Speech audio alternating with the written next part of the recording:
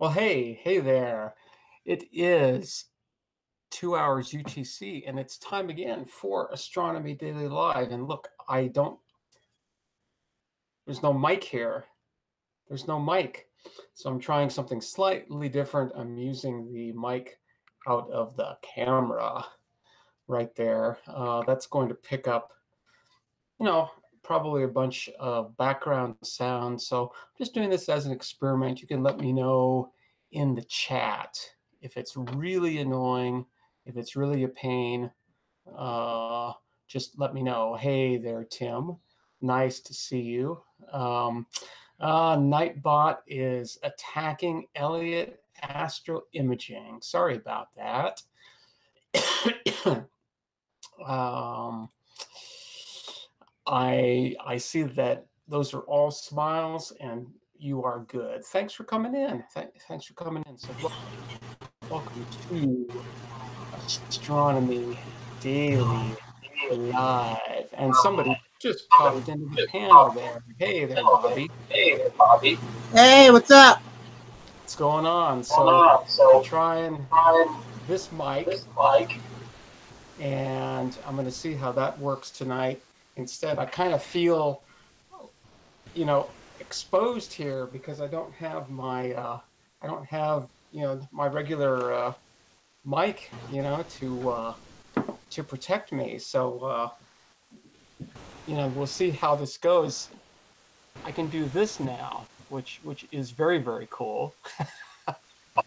Well, you're sounding loud and clear, Cosmic. Yeah, good. Yeah. Well, like I said, we're probably going to hear a bunch of the background too, but we'll try to keep that to a minimum. So welcome, everybody. This is Astronomy Daily Live. This is a daily live stream that starts every single day, mostly every single day at 2 hours UTC. And we spend about an hour or so each day just talking astronomy, science, space. Tangents are allowable and acceptable, depending on what they are, I guess. But yeah, I sort of consider this a sort of like a virtual porch, right? Where we come together each and every day. I have some special Tanzanian coffee here, so cheers. So that's kind of interesting. And of course I have the usual HOH, hydrogen hydroxide. It's both an acid and a base at the same time. It's like, having a coin, right? And having a heads and a tails. It's really amazing. So quite an extraordinary molecule here. And I've got quite a few in here. I think I've probably got close to 10 to the 24th or so of those molecules in here. So cheers. I got the faucet water, and Tim's got the beer. Cool. We've got it almost all covered. Almost. Just have to fill it in with a bunch of other things. Who knows what? So yeah, I hope everybody's doing well. I'm not sure the Nightbot didn't work for Tim. I'm gonna check the Nightbot on me. Okay, cool. Yeah. Elliot, we need to get together and come up with that cloud filter, right? That every optical astronomer will want, for sure. Or just get into radio. Even submillimeter stuff we can do maybe with a little bit of clouds. So cool. So yeah, Nightbot is working. I see. I can actually. Why don't I do mine too? Yeah, you got to spell a little bit better than that, Elliot, though. And it's usually done by U.S. zip codes. I'm not sure why Tim's not working since he's from the UK. Yeah, I'm not sure. It might. Yeah, it's hard to know. It's hard to know for sure. Yeah. So hope everybody's doing well. So yay. I finally decided to try again to find the image data from TESS. Now TESS is that spacecraft. It's the tr oh, I don't remember what TESS stands for. Ah, I know it's bad. a new way to search for exoplanets, that's for sure. Yeah, yeah, that's exactly what I don't like to use acronyms if I don't have to. So we're just gonna find it that way. The Transiting Exoplanet Survey Satellite Test, TESS. So, for several months, When uh, are you gonna look at the full Kepler data? you know what? I'm gonna look for that next because, like I was just gonna say, I finally found the TESS image data.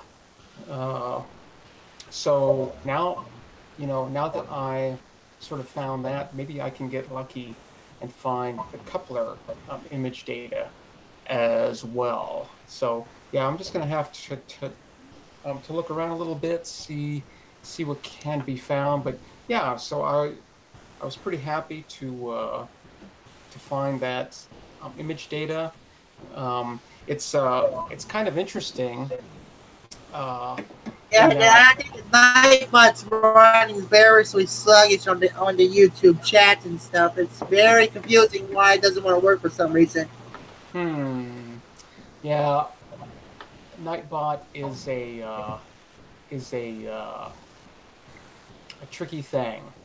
But look, Space TV did a zip code and actually got Liverpool, which I think that's where Space TV is, or so.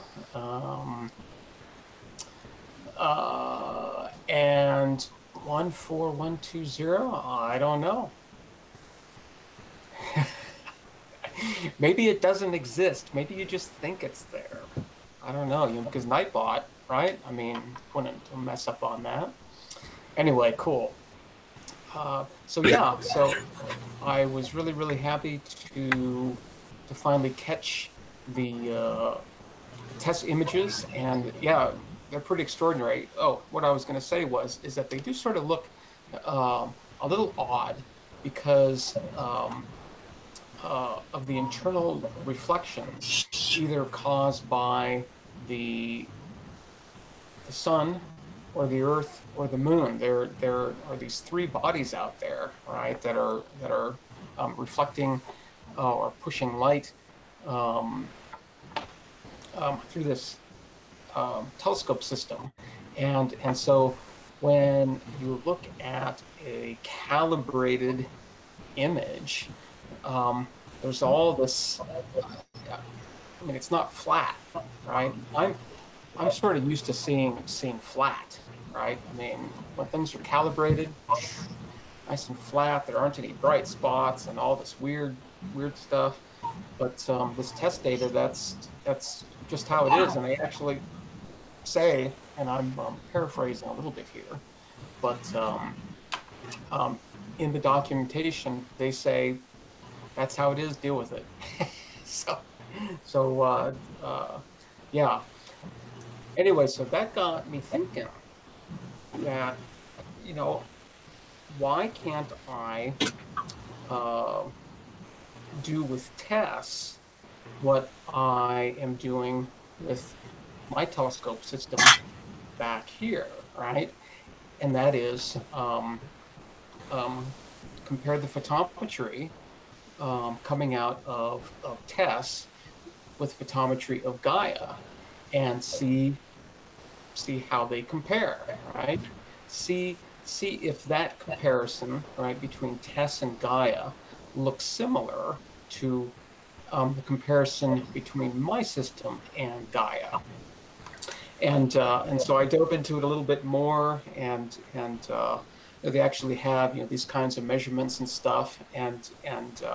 So yeah, I was actually able to do that, and I'm really really pleased to see that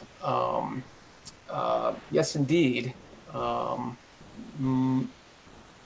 my system and TESS in terms of accuracy and precision are actually pretty darn close. Now, um, there is a difference, and that is that the TESS actually works best between about magnitude 11 and about magnitude 17 or 18 or so, that range. Um, it sort of looks like anything brighter than like 10th or 11th actually gets a little saturated. And so the photometric measurements can't be as good because they top out, and so you don't know what the maximum is. And of course, the faint things are harder also because the signal to noise isn't good. Um, so, but and the difference is that my system actually works best at about 11th or 12th magnitude and brighter. Probably up to a limit as well. I'm going to have to test that, to see what the limitations are. But yeah, it was very, very cool to do that kind of comparison. It was super, super easy um, to get the necessary data. I had to write a little bit of code, another little bit of a Perl script to process all of this.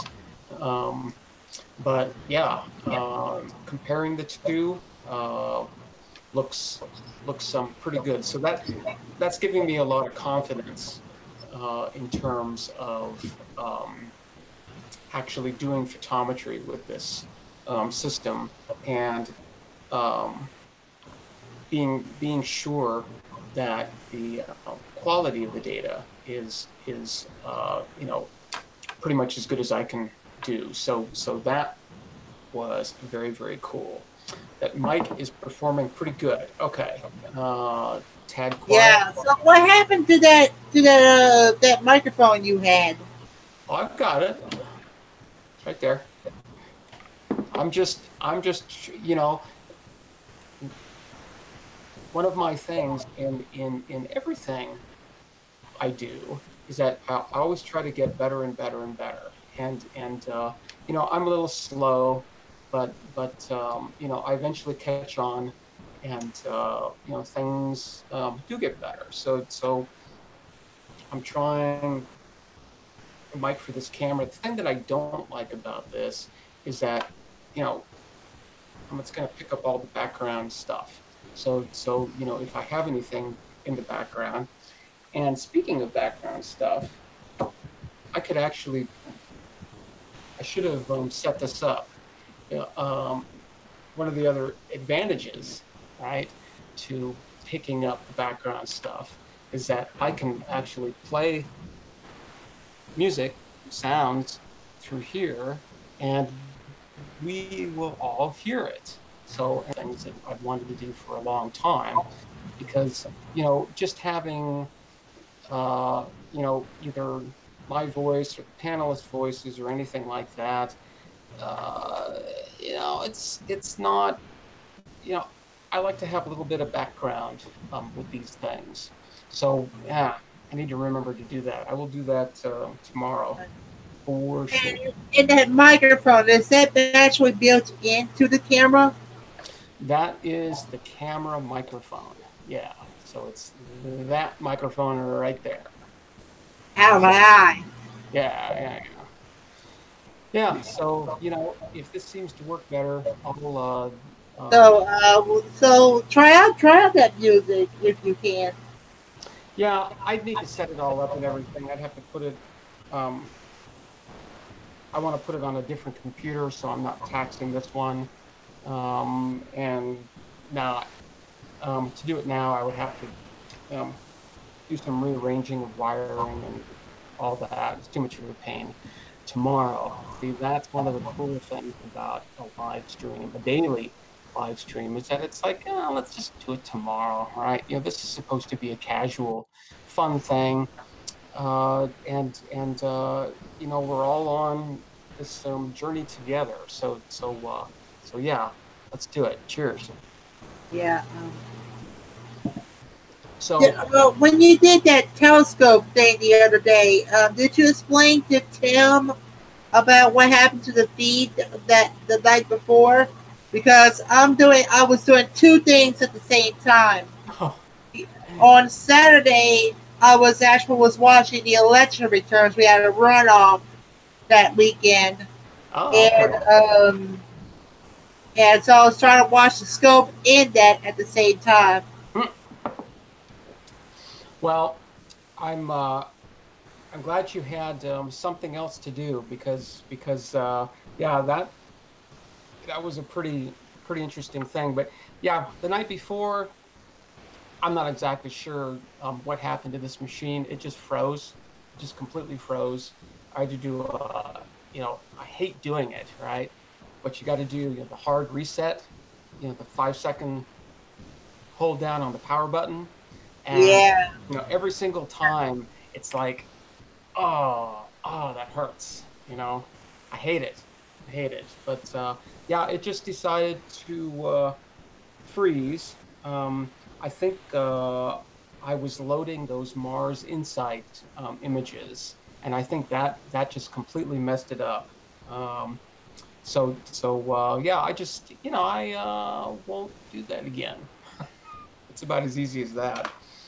Um, so yeah, that was a pretty successful engineering run the other night. I think I think a couple more of those, and I will have this thing down.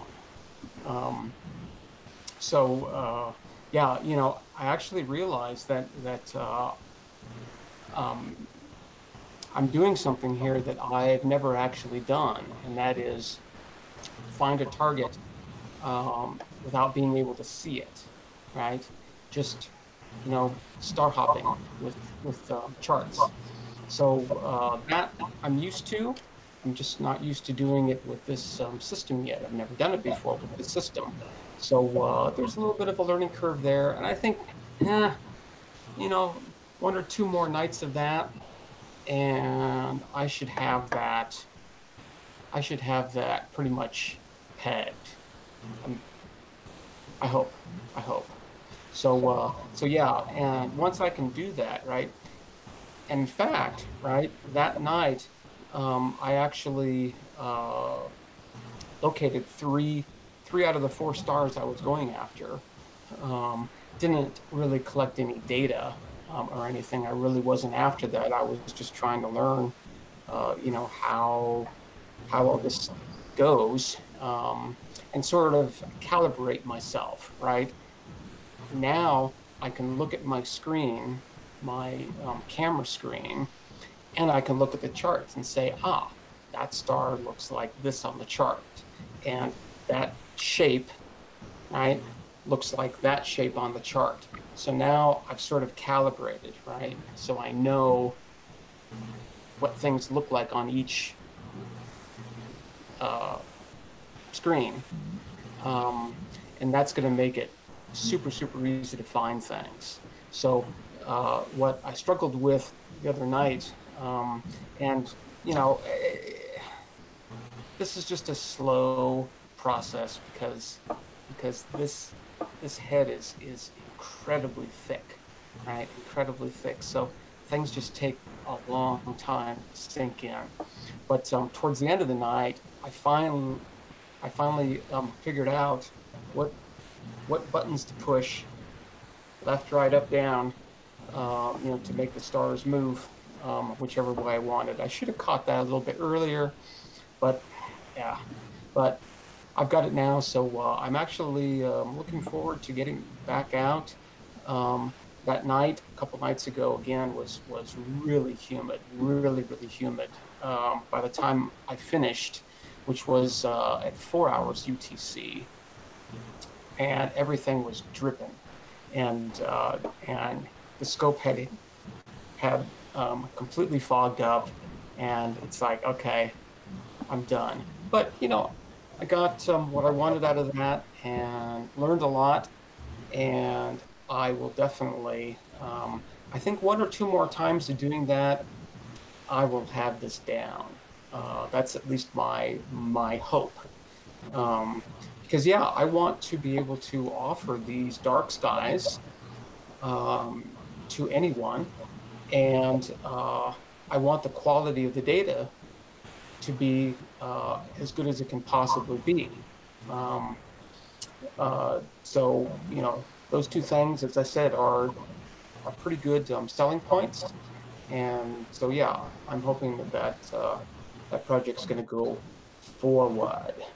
So all right, well, cheers. I'm going to check the chat really quick. Like, dun, dun, dun, dun, dun, make sure that there are shenanigans going on. Good. Um,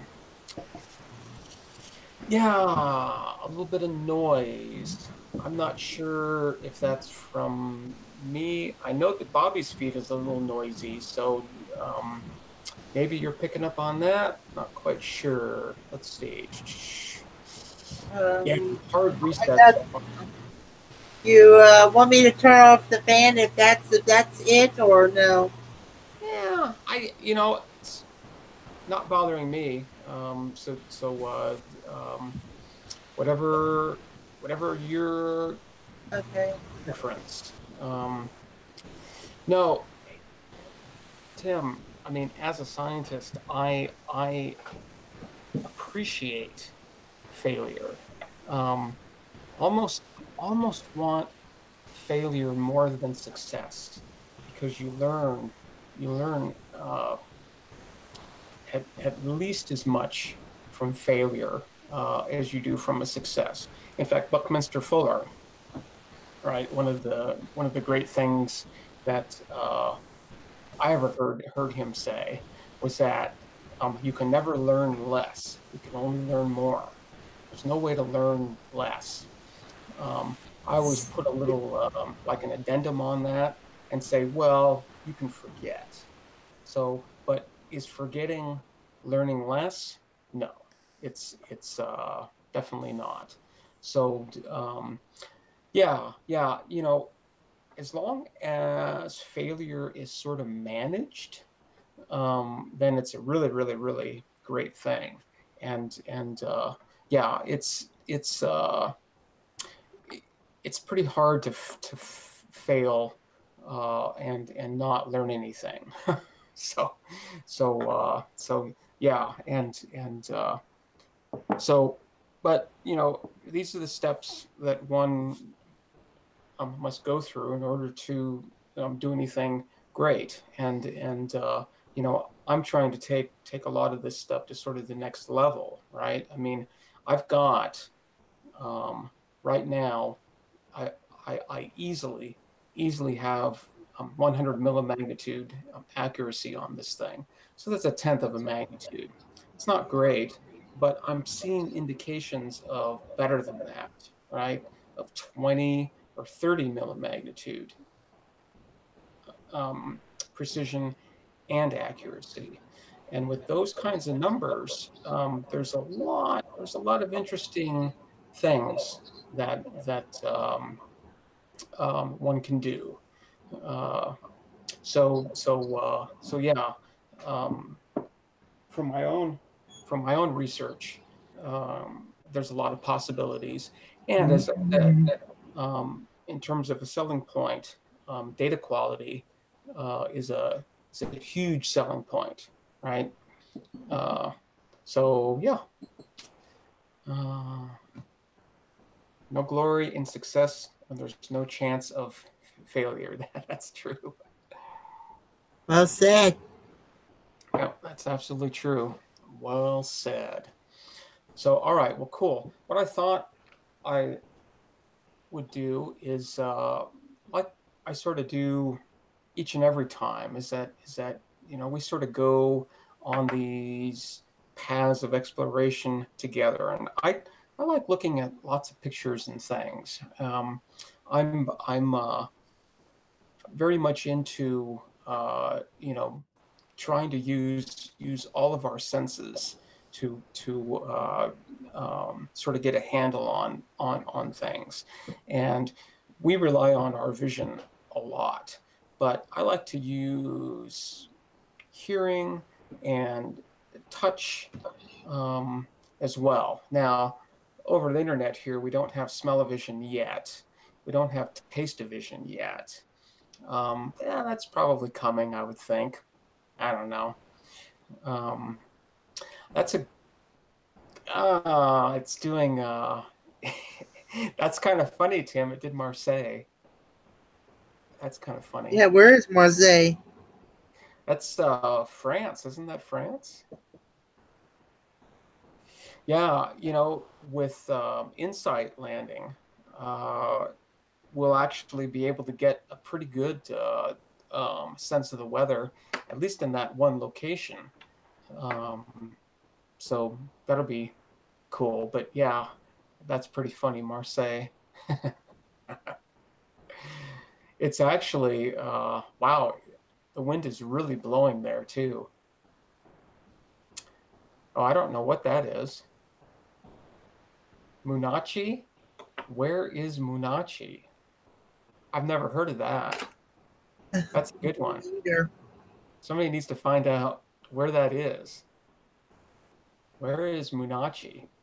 And yeah, I am completely in favor and totally encouraging confusing Nightbot as much as you possibly can. I think that is great fun.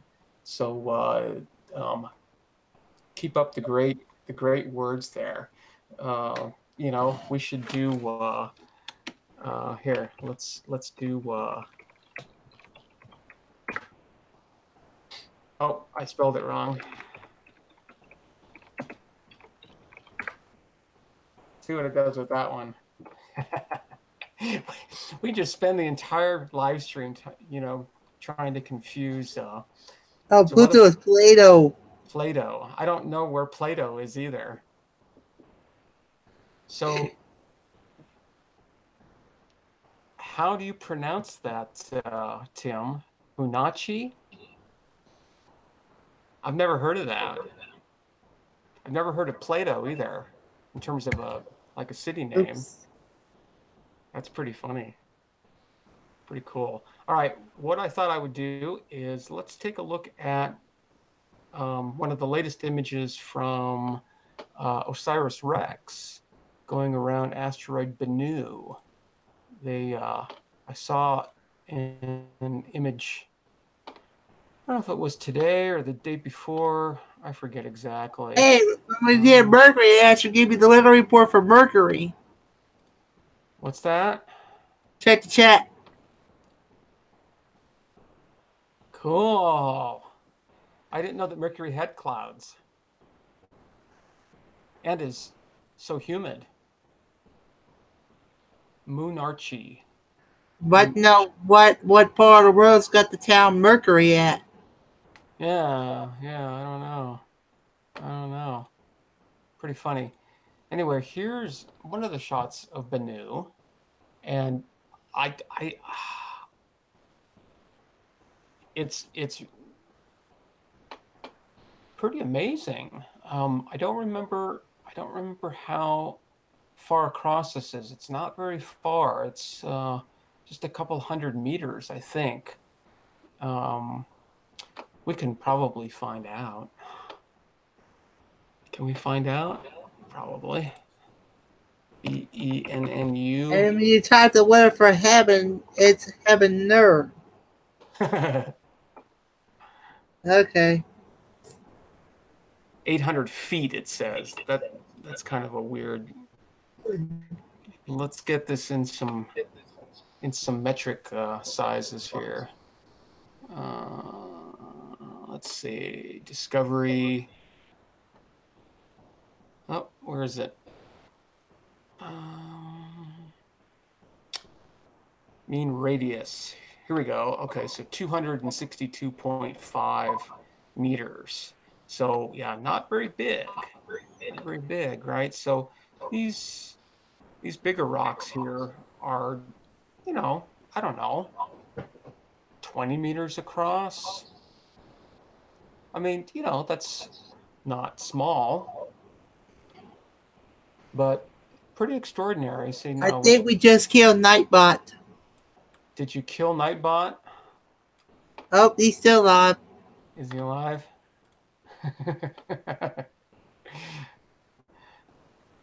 No, no, no, no, no. Tim, like I said, I think one of our jobs is to completely confuse Nightbot. And if you have any suggestions in terms of Nightbot functionality, let me know because I want to do that. There's another command. In fact, I think if you do, well, no, there's this one. This is this. See if it's going to do it. There we go. All right. So the solstice is in 10 days, 19 hours, 51 minutes. So mark your calendars. And I have this one too.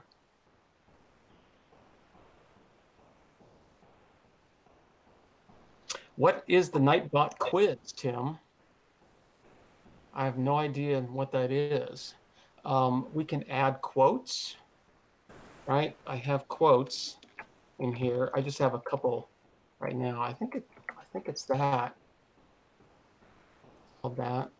I'd have to look at my list. Yeah. Okay. And I don't think it got the whole thing there either. Yeah, I don't think it did. Anyway. Yeah, YouTube limits you to 200 characters. Oh, okay. All right. Okay, Nightbot asks questions. All right. Don't we have enough of those around here? Anyway, so here's Bennu, and it's a, you know, one of the things I think about, you know, they've been throwing around these terms like rubble piles, rubble something or others, and yeah, it's pretty amazing. You know, it's hard to tell. It's hard to tell if there's anything solid here, right? Because I mean, I don't know, pretty rocky, pretty chunky, and I guess so it rotates. I'm not quite sure if it is going from left to right or right to left, but it rotates along this axis. So these are the poles, and it sort of rotates along here. But yeah, we got these big boulders, big, huge rocks, way out on the edges. And, you know, I don't know how those things are sticking. So what's the, do they have a, they probably have a rotation period.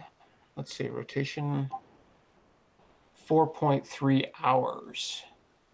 So it rotates every 4.3 hours. So with that, we would be able to figure out what the velocity is about here and see what the centrifugal force would be. That's a pretty big chunk. So I am being summoned. So I'm going to be right back in like 10 seconds. And Bobby, I'm And getting Elliot, I returned you the favor. Bobby, I'm getting a bunch of echo from you too. Oh. Yeah, I had to do like a reset on my speakers.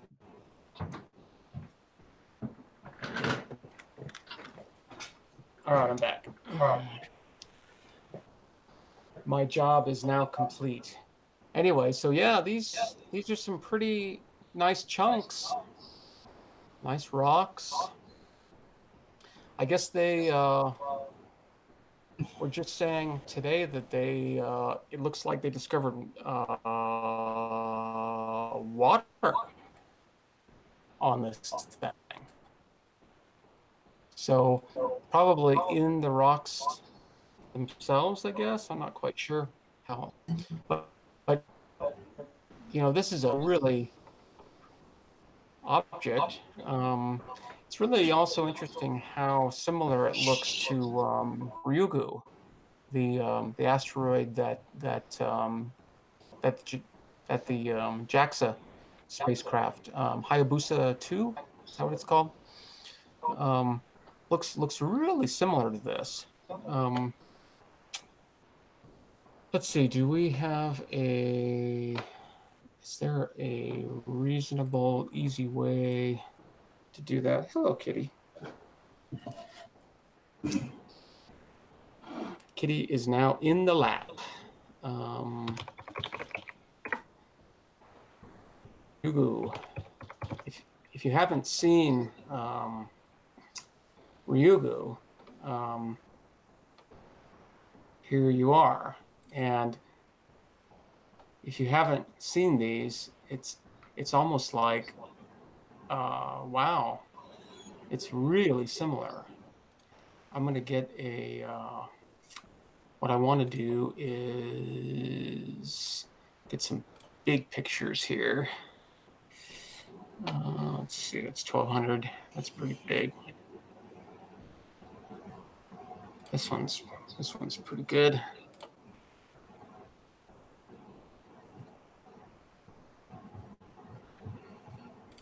Click to get the full image. So yeah, you know what? This is, I'd like to see the whole thing. So let's see if we can do that.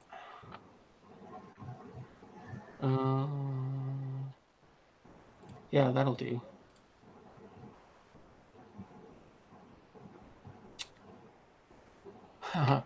Sci-fi.com. That's kind of funny.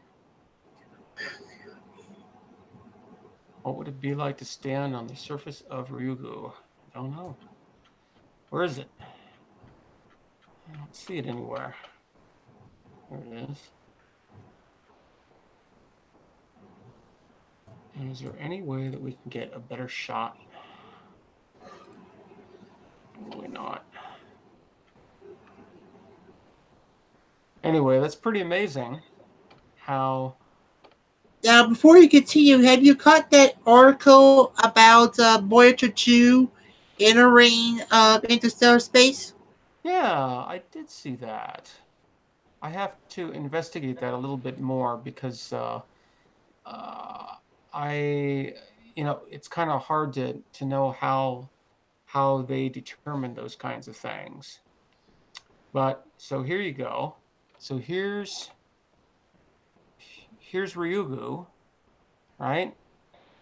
And here's Bennu. And I mean, they're like almost like twins, you know? It's pretty interesting. So yeah, you got to wonder, it's like, you know, how many more are out there that look like this? I think the sizes are different. Let's see how big Ryugu is. Oh,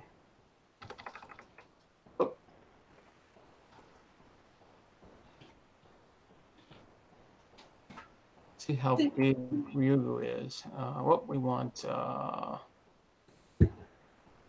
we want that? I think we want that. Bennu was something like 282 meters. So this is almost a kilometer, right? It's 865 meters. So Ryugu is about, what, 3 or 4 times the size of Bennu. Okay. So now we can And go. Harriet, we will be looking forward for those live sessions.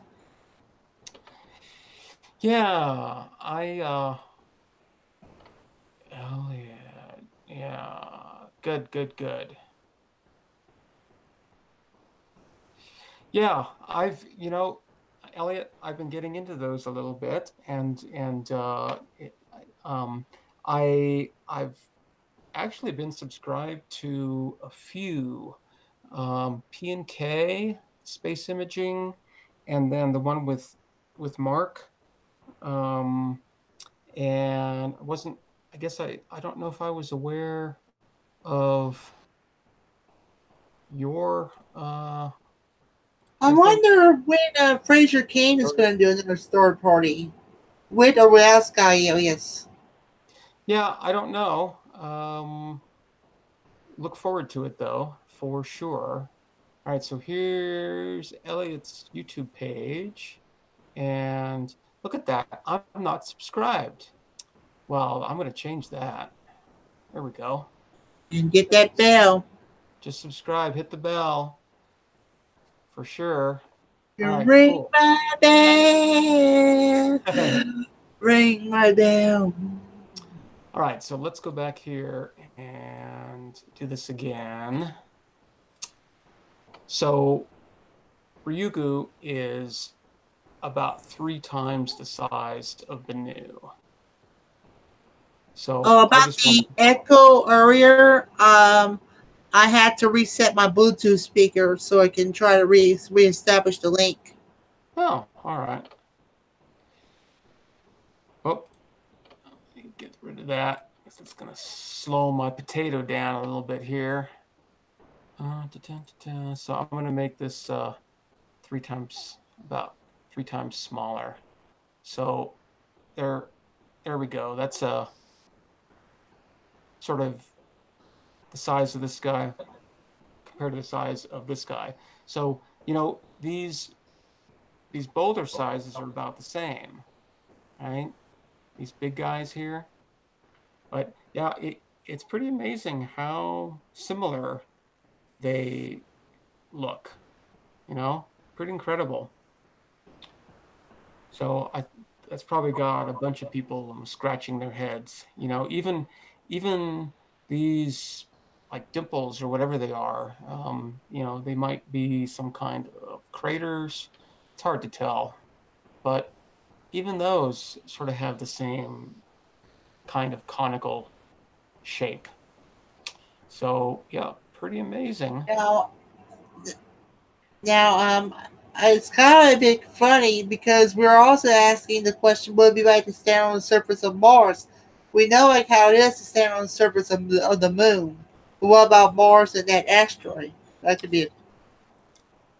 Well, as the theory goes, it all comes down to mass, right? So Mars is about one third of the mass of the Earth, so its gravity is going to be about one third of Earth's. So if you weigh, well, something 100 pounds on Earth is going to weigh what 33 pounds on Mars. Now Ryugu is 800 and almost 900 meters across, right? So it's actually smaller than a mountain on Earth, right? Um, so its gravity is very, very, very, very small. It's measurable. It's measurable, but it's very, very, very small. So technically, um, you really wouldn't be standing on the surface. You would be stationary on the surface. um, but you could give yourself a little push and you'd fly right off. So yeah, it'd be really, really hard to actually stand on this thing and walk on it because it would be sort of, similar to standing and walking on a big mountain, right? And Bennu is even smaller, right? So its gravity is even going to be less. So Now before you continue, maybe you can direct Tim and Elliot. to your Discord and stuff? Oh yeah. In fact, I think I have a Discord bot command if I remember right. I'll have to look it up. There it is. So there's a link to join the Discord server. Relatively active server over there. Oh, good, good, good, good. Elliot, I guess probably the best way to advertise yours is to join mine, and then you can post over there.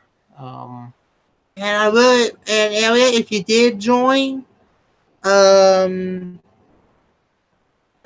yeah, maybe you can, maybe if you could put your username on Twitter, mhm. and I might put mine up on there. That's I might put mine on there right now in the chat Do it, because I got Twitter as well. do it. I am totally in favor of everyone.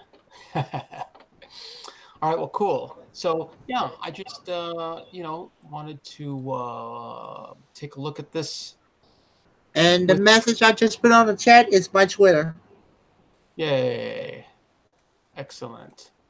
So yeah, they're going to be actually studying this chunk for like I think a couple years. Eventually, they're going to get up to it, grab a sample. They're going to spend a couple years trying to figure out where to grab a sample, right? Um, and wow, that spot there looks nice and flat. They grab a sample right there. I don't know. Um, so yeah, they're going to map this thing. I was watching Dante on TMRO. He was he was the guest um, this past weekend, and he was saying that something about 3 millimeter resolution. Um, so yeah, just extraordinary resolution they're going to get on this thing. So yeah, they'll have this thing down really, really well. They're going to be tired of it. They're going to be sick of it. Uh, but yeah, they want to get a good sample. They want all that to work, so they're going to look really, really hard at this thing and find a good spot to grab some dirt. Um, put it in its little package and throw it back at Earth. And then, yeah, we'll have some dirt from this asteroid, which could be pretty interesting. It's already extremely interesting, just absolutely amazing. I'd like to see what's inside, right? If it's sort of this kind of structure all the way inside, or if there's some kind of solid surface and we're seeing, smaller material on top. It's really hard to tell. But yeah, they're going to be getting in really, really close here. And so, yeah, I think the images are just going to be absolutely extraordinary. They already are really amazing. Really, really amazing. So cool. All right, I'm going to look at the chat again. All right, well, cool, Elliot. Thanks. Thanks. Thank you, Tim, for joining the Discord. Yeah, Tim, it is just late where you are, 2:49 a.m. You're just a crazy guy. You're one of the crazy guys. That's why I like you here.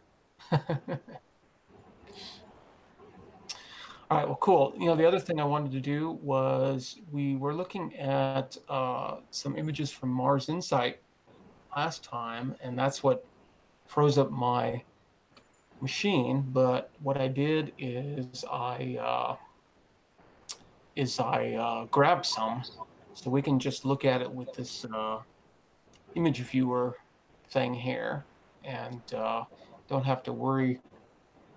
Well, at least we don't have to necessarily worry about freezing up the old potato here. So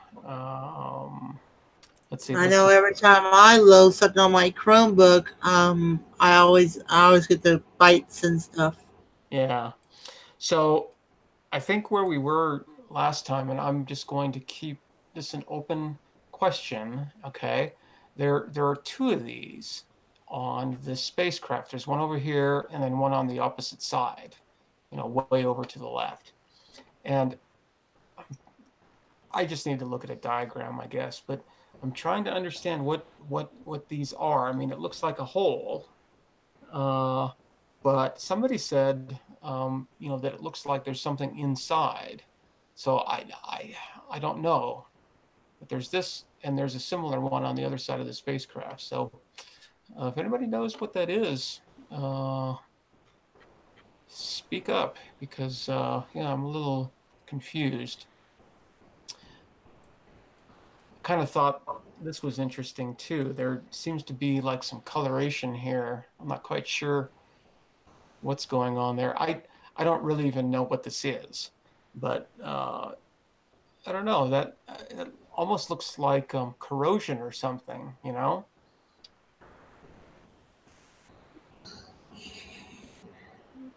The other thing I thought was really, really cool about this shot is that at least we have a few things here that we can recognize, right? Here's JPL. Here's um, All that's right. the I think interior we're getting some more responses of that cup holders. cup holders. Oh, of course. Yeah, check the chat. Yeah, cup holders. Okay. I I think I think that's uh probably about right, I would think. Yeah, no, I don't think that's where they're putting the samples. I think they're putting the samples back in the middle somewhere. So yeah, I don't know. Now, once they're done with their mission, that insight's going to return to Earth, right? Um, n- no. And in fact, sample collection isn't, oh yeah, sample collection isn't a part of this mission at all, right? InSight um, is there to do basically seismology, right? You're trying to look at the interior of the planet. So there's no sampling, nothing like that at all. They basically have two experiments on board. I think they have a few others. You know, they have a weather station, right, measuring wind speed, pressure, temperature, all that. And then they have the seismometer. They have the probe that they're going to bang into the ground as deep as they can go. And Um, if you did watch that teleconference the other day, it shows you that it's been collecting a lot of data. yes, yes, absolutely. Well, you know, this um, the raw image site is is up to 60 images now. So, but yeah, look at these little rocks. It's again, you know, it's kind of hard to tell the scale, you know, so how big that is, but it can't be very big. This is kind of weird, isn't it? Well, why can't I zoom in anymore? There we go. So that's a little weird looking. I don't know what that is. It's probably just a buried rock. But I think a lot of this stuff is actually a result of the landing. Do you see how it's kind of all sort of carved up here? Um, so, you know, this thing landed with, you know, like retro rockets, right? So, I mean, it's going to blow a lot of stuff around. Um, but pretty cool anyway. You know, I mean, they're rocks. They're Martian rocks, but rocks and dirt nonetheless. Now, have they ever determined what happened to Opportunity to see if they got resurrected or no? Now, I think they're still listening. They're hoping that it didn't die when it had to go into hibernation during the dust storm. But yeah, if those panels, were covered and there hasn't been a chance to clean them off, then I think opportunity's probably gone. But I don't really see that as a big deal. It was supposed to last for 90 days and it lasted for 10 years. So I think that's great. So this is the device up here that they're going to use to actually grab the experiments and place them out onto the surface. They probably have a pretty good idea in terms of what the timeline is there. I don't remember exactly, but I like to see all these wiring harnesses and whatnot. It's just very, very cool to see all that. Some real hardware, right? These are hex nuts, right? And somebody had to tighten those and make sure, they were torqued just right. So yeah, I think that's very, very cool. Steel. Now, before the Mars InSight, Everyday Astronaut was talking about how many of these objects we got at Mars, and some of them actually didn't do what they think they do. Some of them like crashed, some of them like failed. Yeah, I mean, a lot of random things that could have happened that caused it to fail or crash. Yeah, Mars has been pretty harsh on spacecraft. There have been lots and lots of missions to Mars over the years, and over half of them have failed. So, but we've been pretty lucky lately. So not too bad. I think the last failure, I think we were talking about this the other day. The last failure was was it Mars Express? That I forget exactly what happened there, but that was back in what 2016, 2014. Don't remember exactly now. So here's another view, just more rocks, kind of weird looking one. This one looks a little buried. That one's a little bit buried. Here's a big one up here, just out of the view. Let's see what else. What's up, Patrick? Pretty cool. Hey, is Patrick in the chat? Yeah. Oh, nice to see you in the chat, Patrick. It's been a little while. Uh, yeah, I say nuts all the time, constantly. That's my MO. Um, yeah, I don't think that the Russians have had a lot of luck with Mars at all. Yeah, I'm really, really excited to hear about the Chinese landing on the far side of the moon. I think that's, I so wish that we could share that. Um, but yeah, that's a pretty exciting little adventure they're going to have there. All right, cool. So there's more from Mars InSight. Now, they picked this site because it's plain, it's bland. There's nothing going on, right? They want a nice spot to set down the seismometer so it's nice and flat. And so, yeah, this looks like a almost ideal location, right? So, hopefully, as I said, I'm not quite sure what the timeline is there. They'll check it all out. They'll make sure, but I don't know if you heard, but they actually and I think we talked about this too. I don't remember now.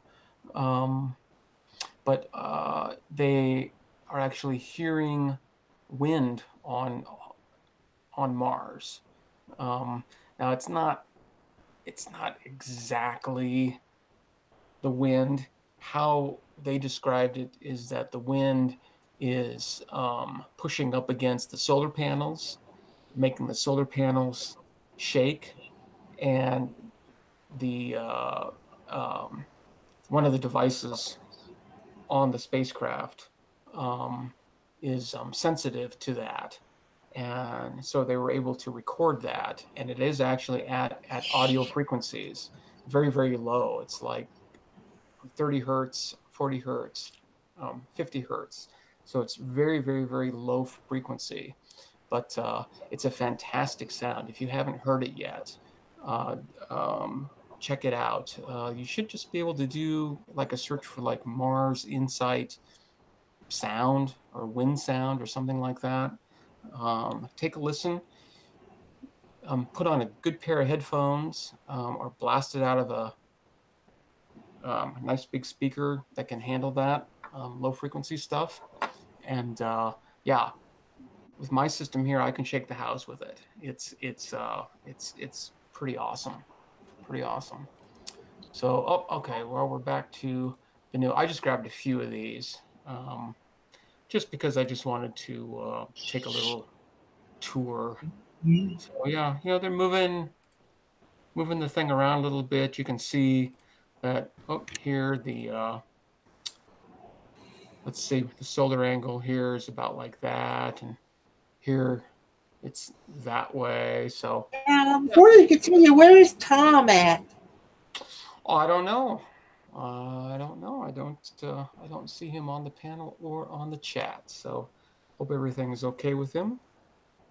Probably is. So that's the neat thing about this daily live stream is that you're uh, everyone is welcome here whenever they can get in, and if they're not able to get in, yeah, we'll miss them, but he'll be back.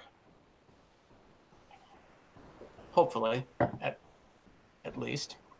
All right. Well, cool. You know, in astronomy, there is so much to talk about, and so and what I do here is just take a few minutes just to cover a few things, sort of take you on my journey here as we find out old things, find out new things.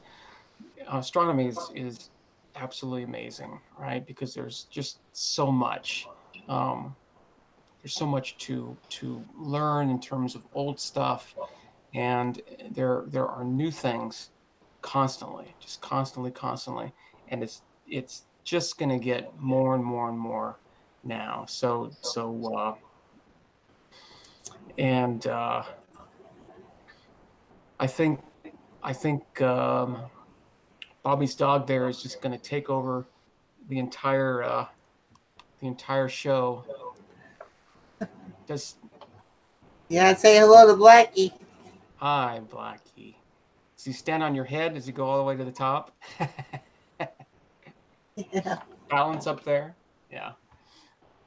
All right, well, cool. Well, look, I'm looking at the time and I'm noticing that it's just a little bit after the hour. So I usually try is the operative word, to stick to about an hour or so. I could literally do this for hours and hours and hours, but well, not much would get done that way, either here or there. So yeah, I'm looking at the time and it's like I think it's about time to get out of here for today.